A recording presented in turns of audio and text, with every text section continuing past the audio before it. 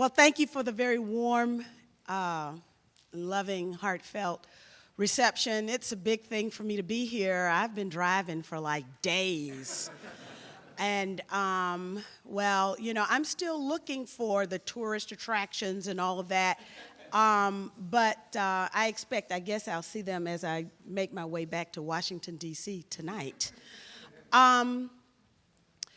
We have arranged for the opportunity to show the film American Blackout to you. And I know that not nearly enough people have seen the film. This is like a case study in election theft. And we know that in 2000 and again in 2004, the presidential elections were stolen.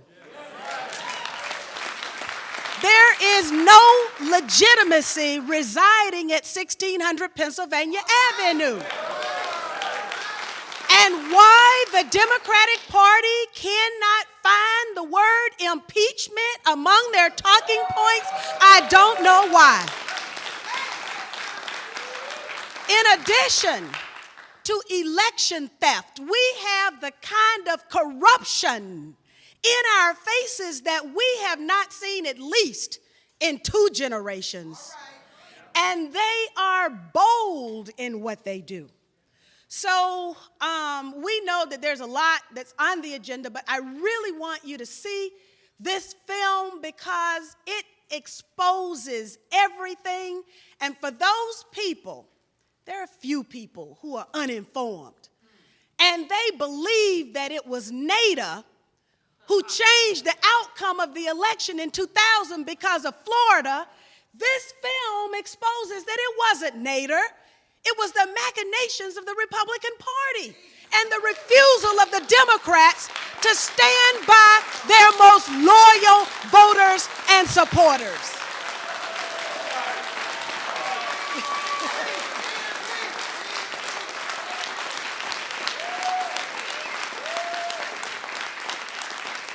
So after the film, I'll be available for questions. Questions, but no answers.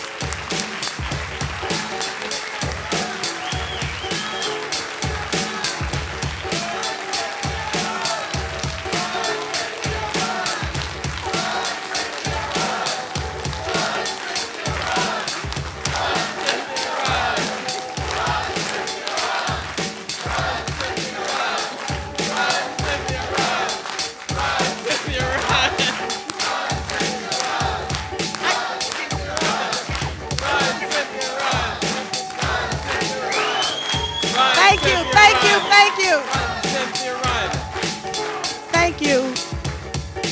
Y'all make me real get emotional, you know.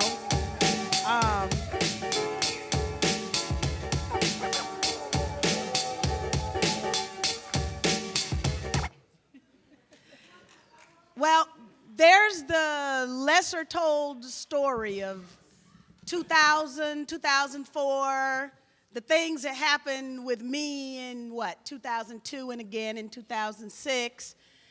And, you know, we just need people to understand what happened. And we've got 2008 coming along, and we've got to make sure they don't do these same things again. And the other thing is that it's a shame that candidates who understand the vulnerabilities of these electronic voting machines have to spend precious campaign dollars instead of spending that money for the grassroots effort of knocking on doors and making sure people turn out to vote, that we have to spend the money inside the precincts making sure that the vote is actually tabulated, let alone counted at the end of the night. So there's so many vulnerabilities that have been now institutionalized in our so-called democracy, which, you know, many of us have always known that we didn't have very much of. But now more people are aware that the vote is a very sacred, precious thing, and it's been manipulated on the black community since we ever arrived here. Oh, yes. And now that seepage has spread to the American community at large. The film discloses all of the work that was done by Green Party national people and Green Party Ohio in Ohio, and it's the only reason we know about what happened in Ohio. So so David Cobb and Leslie Bonnet, all of the Ohio people, stand up so I can know who you are. Stand up, Ohio. Yes, yes, yes.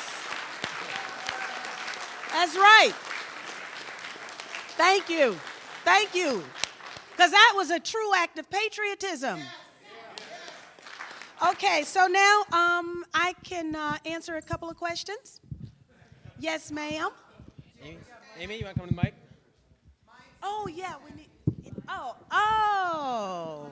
Okay, then, yeah, everyone who has a question should come to the microphone and we'll alternate. I applaud your courage over many, many years. I noticed in the film that AIPAC and the Israel lobby was not mentioned there was one reference, neocon, which is maybe a hint towards that. I know you've been very courageous in standing up for pointing out the injustices in Palestine. I want you to know that our party has been on record for divestment and boycott from Israel, because that is a very unjust system that our government is funding, and I want to know, are you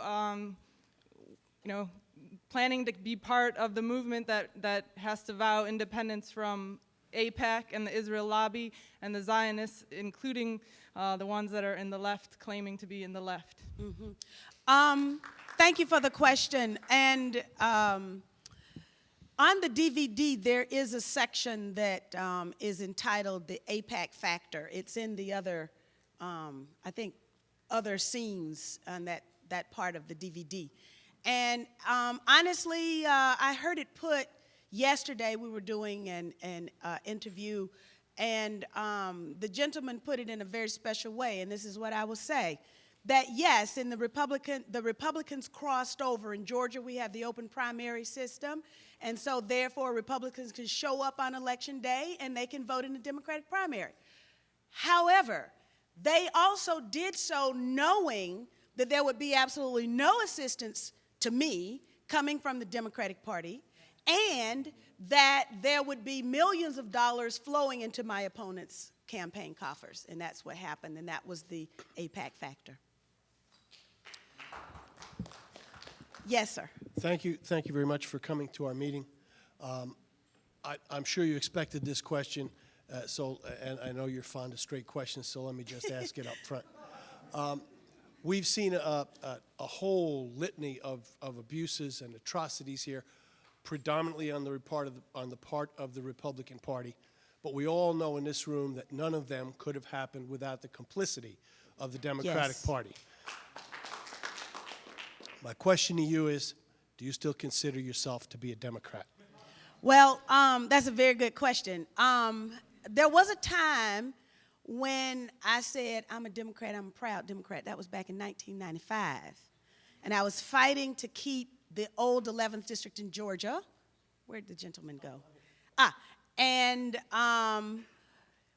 the district that I represented that originally sent me to Washington was dismantled by the courts. That was in 1996, but it was Democrats who voted to dismantle the district.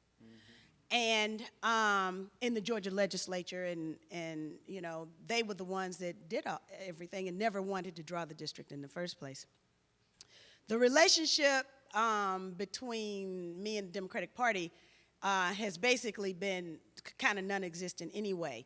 I've just been a Democrat because that was sort of, you know, in Georgia, that's kind of what you did, and you were black. Except that my father was an independent and ran on the ballot as an independent for Congress when the 5th congressional district was first created. So then my progression went from Democrat to independent thinking Democrat. And then on March 17th, which happened to be my birthday of this year, I protested at the Pentagon, and I declared my independence from the crimes that are being committed in the Iraq War in the name of the American taxpayer, but also I declared my independence from those people who allowed it to happen, and that's Democrats as well as Republicans. Now, that's informal. That's informal. And so then there has to be a formal process. And that's what we'll talk about in the future. Cynthia, I must tell you, we are addicted to people telling the truth. That's right. That's right. so Cynthia, it's good to have you at another Green Party meeting. Thank you. Thank you. California was first. Thank you for inviting me. Definitely. And thinking ahead to the future, I know there's a lot of people here who would like to see you run. Yes. Yes. Yes.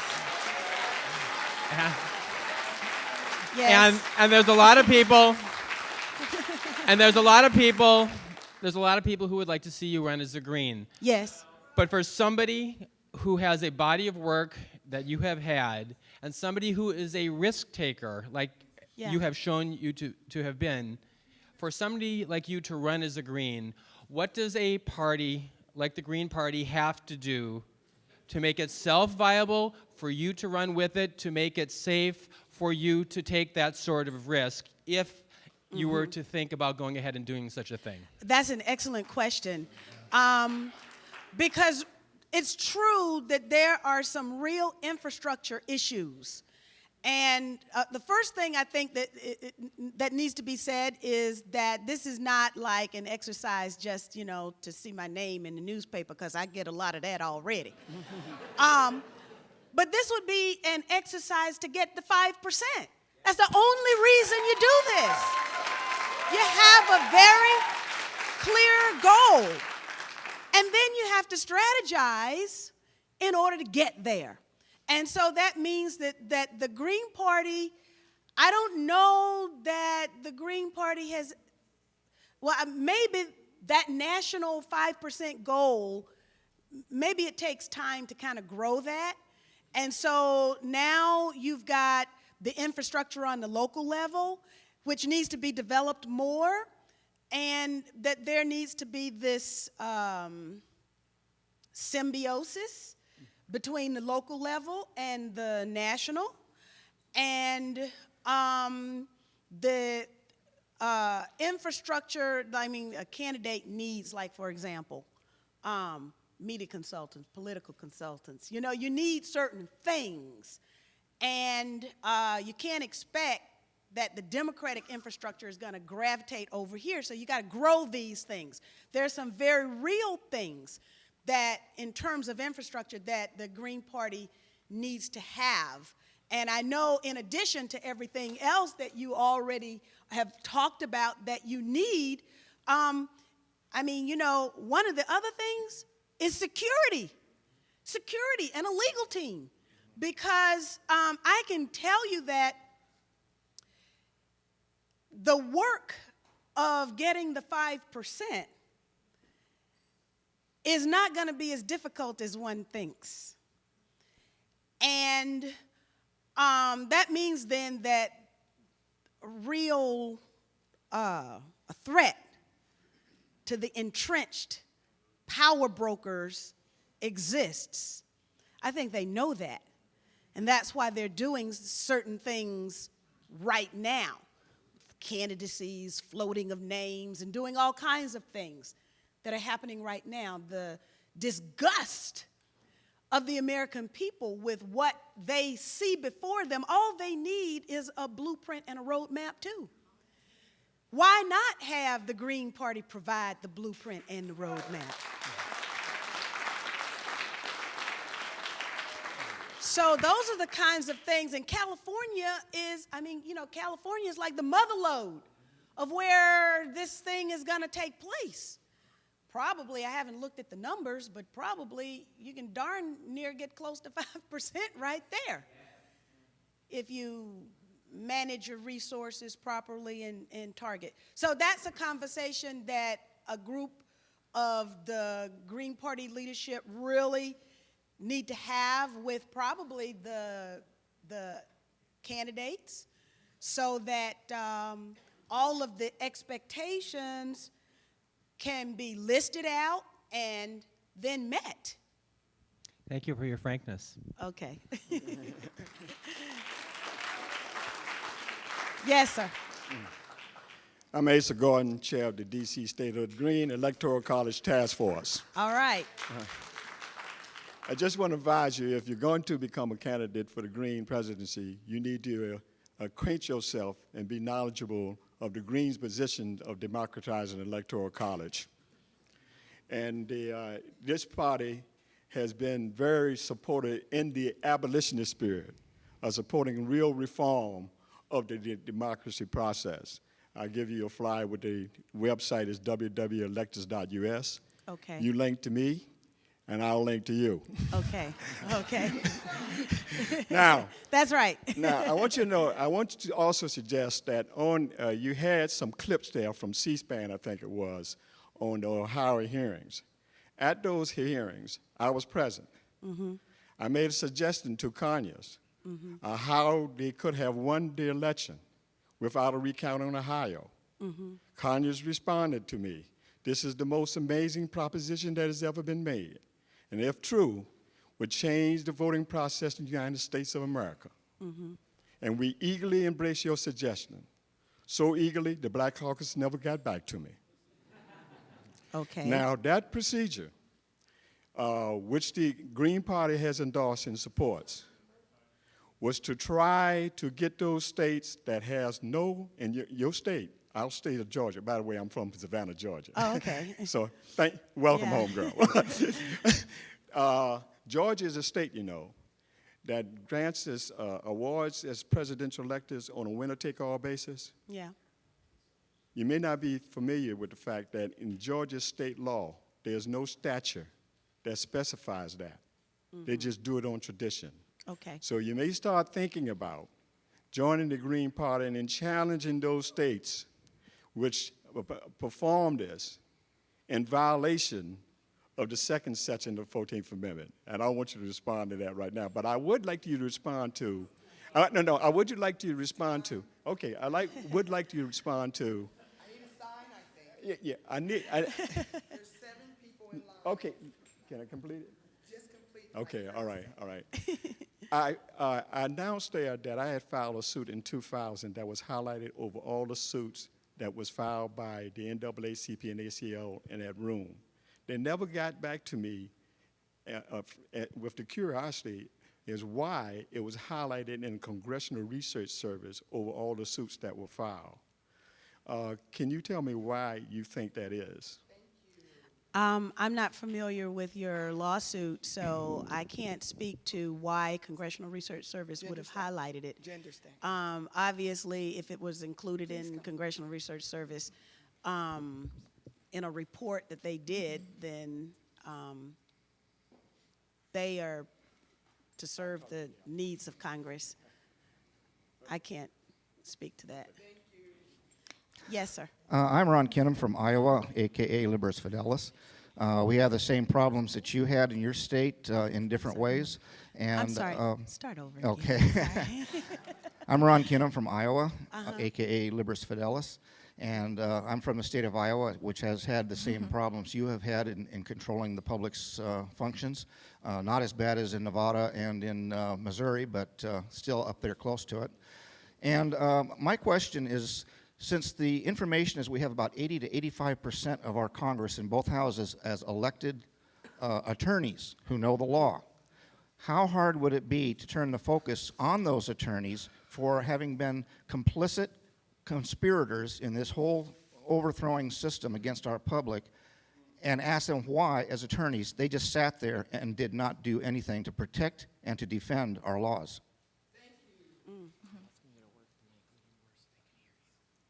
Oh, I'm supposed to work the mic a little bit more? Oh, like this? Is that better? Oh, okay. Let me see. they may just happen to be attorneys, but they're politicians first. But they're still charged with enforcing the law as attorneys, are they not? Because they are elected. They're not normal attorneys. But as elected officials, they're charged with changing the law or writing the law as well. And Well, how about enforcing the law, though?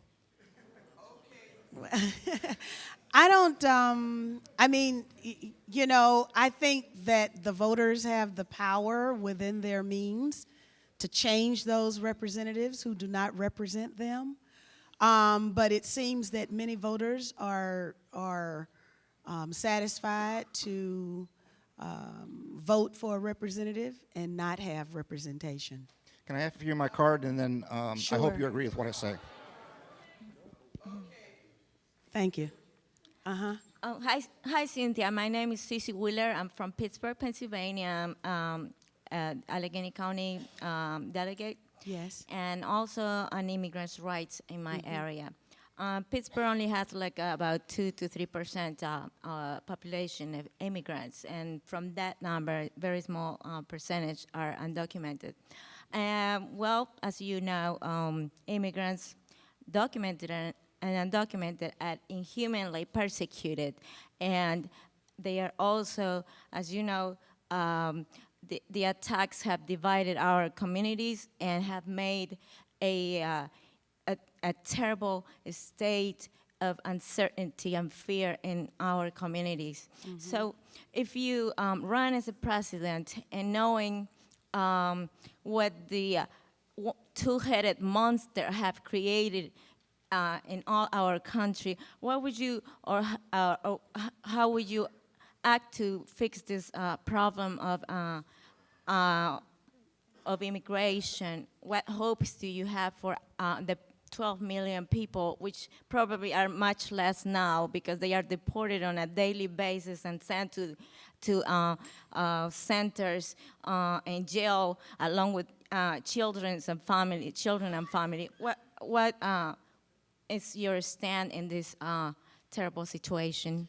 Yes, I agree with you. It's a terrible situation. I chose to go to Los Angeles to participate in the May Day rally there because, one,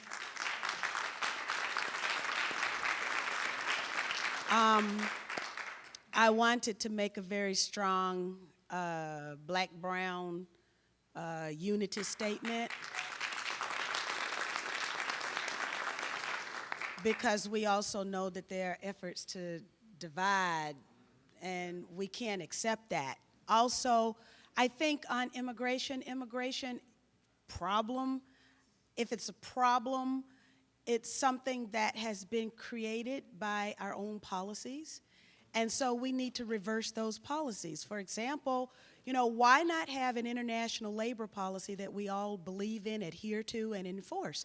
Why not have an international economic policy that lifts up people, respects human rights, respects the work of dignity that we adhere to and enforce? And why not have a policy, a military policy, that exports, instead of exporting our, you know, weapons of destruction, we could export our means of construction and help other countries.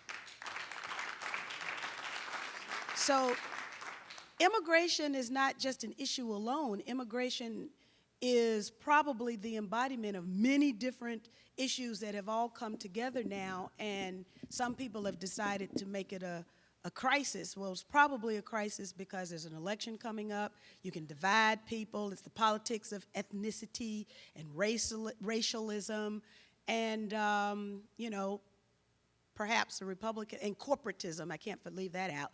And the Republicans are really good at that. Oh, thank you. Yes, I'm Titus North from Pittsburgh, Pennsylvania. And first of all, I'd like to thank you for having given me a voice in the Congress for 12 years. Thank you. And for having spoken out for truth and democracy. I'd like you to speak briefly to the punishment that the United States and other countries have levied on the people of Palestine for having exercised democracy, yet not voted in the way that they were intended to. Yeah, it's a problem with our government, and that's not just the Bush administration. That's a problem with the United States government that has intervened in the affairs of other countries for as long as, I guess probably since the Monroe Doctrine.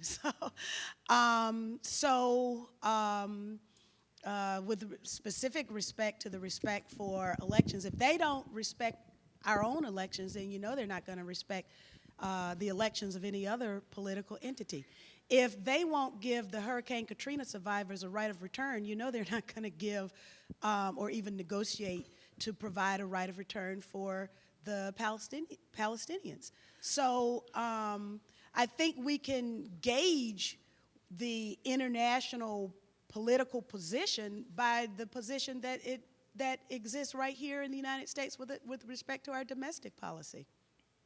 It's all wrong, including, I'll get in trouble again, but including this recent vote in the House of Representatives for I think it's 411 to 2 on Iran. And every member of the Congressional Black Caucus who voted yes. So there's yet another pretext for a war, expanding this war against Iran. Let's get in trouble together. So, I think we've got to move beyond giving people a pass just because they're black. That's why I always say Colin Powell, Condoleezza Rice. I mean, we presume that there's a conscience somewhere in the Congress. But if the conscience of the Congress loses its conscience, then we really are in bad shape. And that's where we are just about. And that goes back to the question about AIPAC. And so we really have to have ownership. And we can have ownership, I believe, because the power of the people, as has been demonstrated in Brazil and Venezuela and, of course, Cuba, and Argentina and Chile and, Haiti. The power of the people is quite immense. We just have to flex our muscles. Yes. Hi. I just wanted to say, Cynthia McKinney, you're already my hero, and this is all about picking. Some of this is about who's going to be the Green presidential candidate, but you're my leader and my hero anyway. Thank you. And if you turn to Green, I think that myself and a lot of people would just be so excited. We would fly through the sky for you. I just wanted to say, as Greens, we always teach and share and doctrinaire just a little bit. And so you had said that you wanted to talk with our leadership about planning things and everything. And one of our principles is grassroots democracy. Mm-hmm. And please don't go through the leadership. Come talk to us. Send out feelers, accept emails, go back and forth, because they don't even, the Green Party is about we're all the leadership, so this is a little different style than you've dealt with, and we all want to help you, and we all want to jump to the top of the parade with you and pick up in the back sometime. Fantastic. Thank you very much. And I do want to add that there's so much work, when you start thinking about 50 states and having a presence everywhere and doing what it takes, there's so much work that needs to be done that you're absolutely right. It has to be driven by the people who are there on the ground. It really does. Yes, ma'am. Hello, I'm Martina Robinson from Massachusetts, and I am the new appointed co-chair of the Green Party Black Caucus. Oh, fantastic. Congratulations. And I wanted to say, I have two things. The first of which is a motion that we close the stack at the number of people who are currently on it. And so if you want to get in line, just get in line now. So that we won't be here all night. Yes, I agree with you. So I think yes. Okay. And my second question is, I also have been disenfranchised as a voter, as a person with a disability. I went to the voting booth the first time I moved to my new town, and the man asked me if I could read. To my face, asked me if I could read. What are you going to do? Especially because Justice Scalia, who is, as we all know, a horrible human being, said that disabled people have no right to vote. We have no guarantee of the right to vote. I'm not familiar with exactly where if Scalia said that or if he wrote that. No, he said it on C-SPAN. Well, then he said it on C-SPAN in 2002. And the Supreme Court decisions have reflected that too, haven't they? Yes. Even to the dismantling of the Voting Rights Act. So, I mean, I think then it's incumbent upon us to show that he and people who think like that are wrong. And that's the only way you do that is by increasing our participation numbers. Yes, sir. Hey, how you doing? Bruce, and I was involved in the elections in the 2000 in Palm Beach County, Florida. Oh. And so I saw the pain and the tears of my Yes. brothers and sisters as the Chads were counted. I was in the election room counting Chads, and I was very scared because I noticed that they had Republicans and Democrats in separate areas, and the Republicans, everybody had to put their driver's license up as they entered the room. And the Republicans had all Texas driver's licenses, and the Democrats had all Palm Beach County driver's license. And these Republicans were very large. Well, we all know that both parties play a lot of tricks and everything, but it brings to me the fear that our democracy is really missing. And just recently I read about Indiana, the state of Indiana Election Commission was calling to a special meeting of the people who sold the voting machines. And in Indiana, on local levels, there were some people who were a small party that only got normally 10% of the vote, was now getting 90% of the vote, and majority parties were getting 10% of the vote. Things were flipped over, and they were calling the guys who sold the election machines to 5 states to count. And they said local counties get to fix those machines, the programming, to count those, but the national election is all controlled by the machine guys themselves, by the company themselves. Well, the company was run by Republicans, so I was very nervous about that. I know we need clean machines, and I hope that in your campaign you make sure we have clean machines and we vote green. Okay. I think the cleanest machine possible is the human hand on a paper ballot. I just want to remind you, if you have a lot of comments, let's keep them to questions because we're running late on time. I know it's very exciting, okay? Thanks. Hello. Hello again. SKCM Curry, Yes. vice presidential candidate for the 08 Green Ticket. All right. You missed my little spiel. But just want to welcome you and thank you, and we missed you yesterday. I'm on my way back to California, so see you all around my campaign trail. Bye, everybody. Bye. Yes, sir. Hey, my name is John Olson. I'm from the state of Maine, and I do have a question. Yes. We have a big green banner that says impeachment, not appeasement. Yes. Principally directed to the Democrats.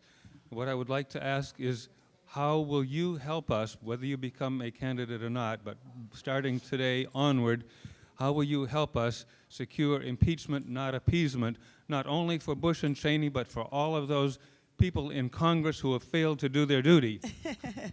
Yeah, in fact, the former mayor of Salt Lake City said that Nancy Pelosi ought to be impeached too because she refuses to put impeachment on the table. If you have a specific idea, just get in touch with me through my email address. Many of you who are in this room are already on my email list anyway. You communicate with me all the time anyway. So I'm assuming that from today on you will help us directly with this effort. Well, I think I already helped because I think I have the best impeachment bill that was filed. since Henry Gonzalez filed his impeachment bill. Yes. Yes. This is Michael Rubin from Oakland, California. I was one of your drivers last. I know. Thank you very much. As I recall. My question is, I want to hear what your evaluation of the current Democratic-controlled Congress is. How do you view their overall performance since the Democrats regained control of the Congress?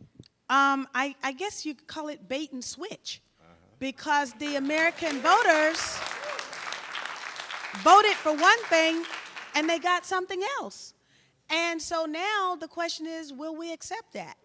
We've accepted too much already, in my opinion, and so it's time to ratchet up that a little bit more, and I look forward to joining with folks who are ready to ratchet it up a little bit more. Let's shake it up. Yes. I'm Ray Toby. I work on campaigns like Matt Gonzalez in San Francisco and Ross Markarimi and Amy Allison. I've spent my time doing that, trying to figure out the mechanics of running a winning campaign. I'm working on things like voter database analysis software and targeting, prioritizing. I'm wondering if you can help us learn those skills, or if you can point us towards teachers so that we can grow those skills that I agree with you that we need. Yeah, we need to talk. So you should either, if you have a card, give me your card, or just shoot me an email, hq2600@gmail. My box is not full. I'll wait for you. Okay. Yes, hi, Ann Wilcox from DC. I just wondered if you're committed to continuing to work on the issues of voter reform and electoral reform that were raised in the film. And do you think there's any stomach in Congress for continued reforms, such as requiring that secretaries of state, not be the final arbiter of vote counting, and those sorts of reforms that need to be made? I think the members of Congress are just happy with the way things are right now. I mean, we can even see that with the progression of the Hope bill. So, yeah, I think we need a slate of fresh faces to run and win at all levels. And, then you're really talking about some change, because if you're talking about going to those people and asking them to make the system more open so you can have a chance to run against them, no, that's not going to work like that. Hi, my name is Greg Garrett. I'm one of the co-chairs of the Green Party Presidential Campaign Support Committee. So you've been sending me emails. Yes. Oh, and, okay. We have some people who, while you mull it over, might be able to give you some useful information about the nature of our structure. Would you be willing to set up a meeting with me for some time down the road soon? Yeah, absolutely. Would you like my card? Okay. I got your email in my box. Okay, cool. Great. And hope to talk with you soon. Yeah, okay, great. Yes, sir. We're gender stacking. Yes, so. that's right. I like chivalry. I'm all yours. Just two questions. Yes. If not us, who? If not now, when? That's right. That's right. That's right. That's right.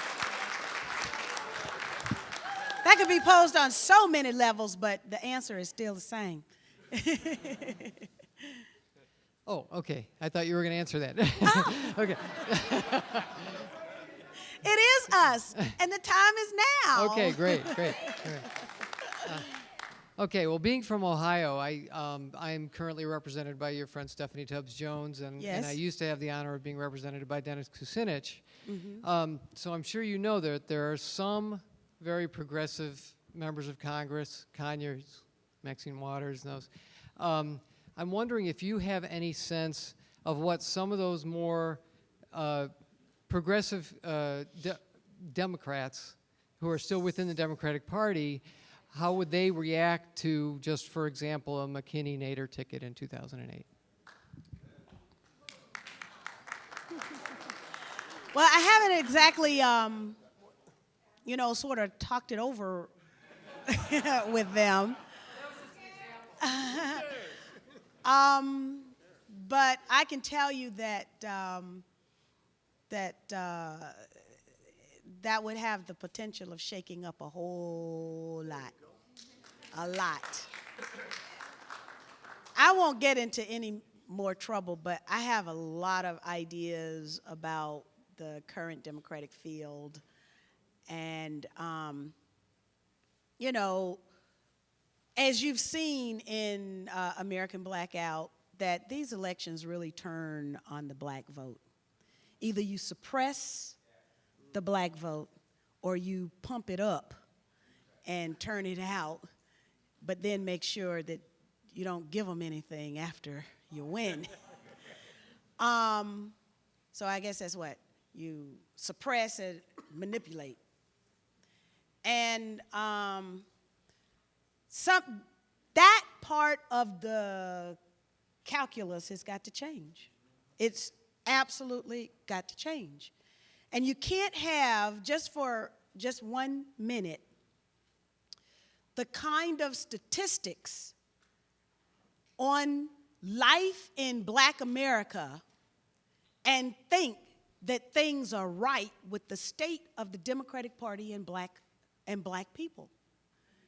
For example, infant mortality, the racial disparity is growing. The racial disparity for family income and wealth is growing.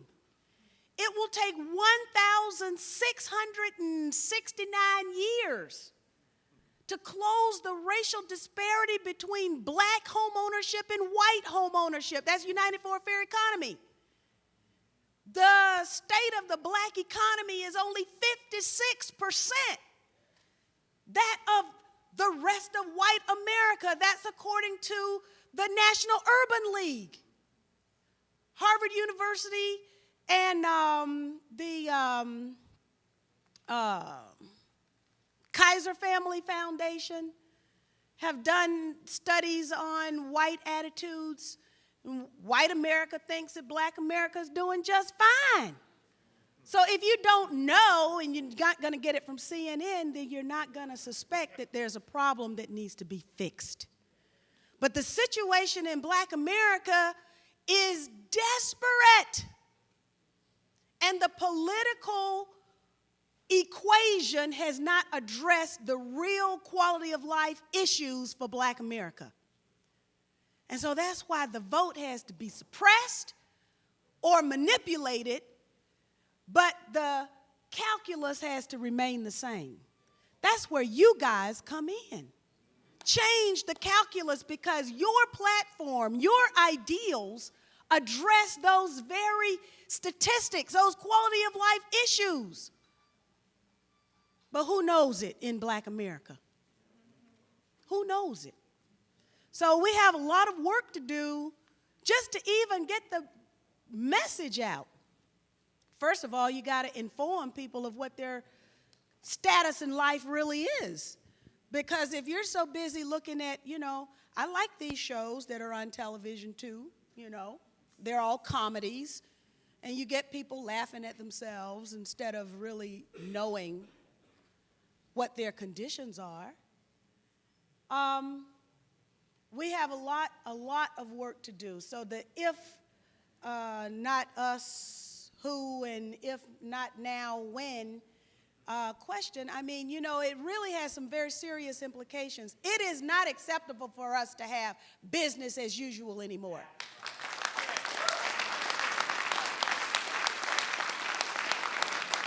And the last thing on this I will say is that Dr. David Satcher recently finished a report that announced to us that 83,000 black people died in this country for no other reason than that they are black. That's from David Satcher. So we cannot accept this. What the Kerner Commission said? We've got two Americas, one black and one white. Add Latinos now. It's unacceptable. And anyway, I know you guys are already the choir.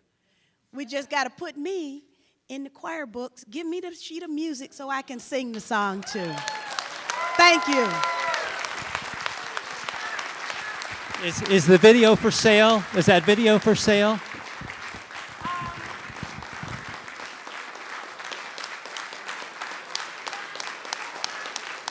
Yes, we have some.